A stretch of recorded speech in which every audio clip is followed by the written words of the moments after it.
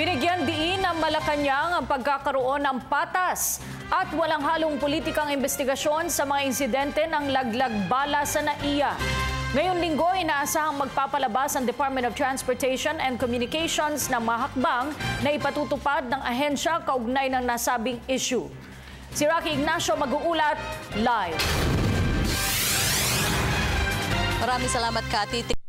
Kanyang nawalang pagtatakpan sa umano'y bullet scam na nangyayari sa Ninoy Aquino International Airport. Ipinauubaya na rin ng palasyo ang pagsagot ng DOTC sa mga reklamong inihain sa Office of the Ombudsman.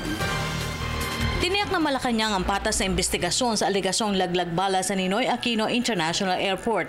Nagsalita ang palasyo matapos iutos ni Pangulo Aquino ang pagtukoy sa nasabing usapin na lumilikha ng pangamba at reklamo ng mga pasahero. I can assure you that the measures that are going to be undertaken by DOTC will take into consideration some of the matters that are being discussed. Binigyan din pa ng palasyo na hindi dapat lagyan pa ng kulay politika ang insidente. Lumulutang kasing report na posibleng pakana ito ng kalaban ng administrasyon ng nalalapit na halalan sa susunod na taon. May mga ganong lumalabas pong balita, but we will rather that let's set aside any political color and we will look into the data as objectively as we can.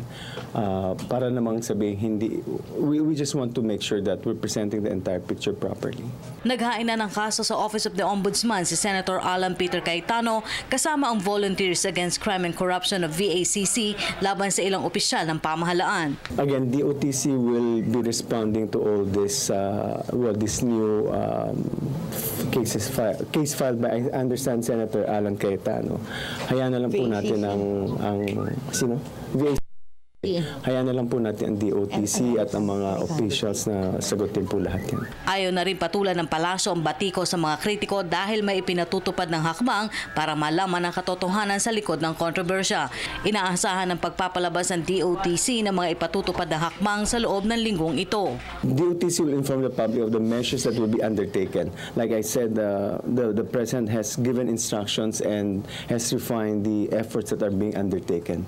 So at some point, and hopefully within this week, DOTC will share to the public the measures that will be taken. Nauna nang sinabi ng palasyo na walang magaganap na sibakan sa pwesto hanggat hindi natatapos ang investigasyon. At yan po ating dito sa Malacanang sa tulong ng RTVM. Ako po si Rocky Ignacio para sa Telebisyon ng Bayan. Maraming salamat, Rocky Ignacio.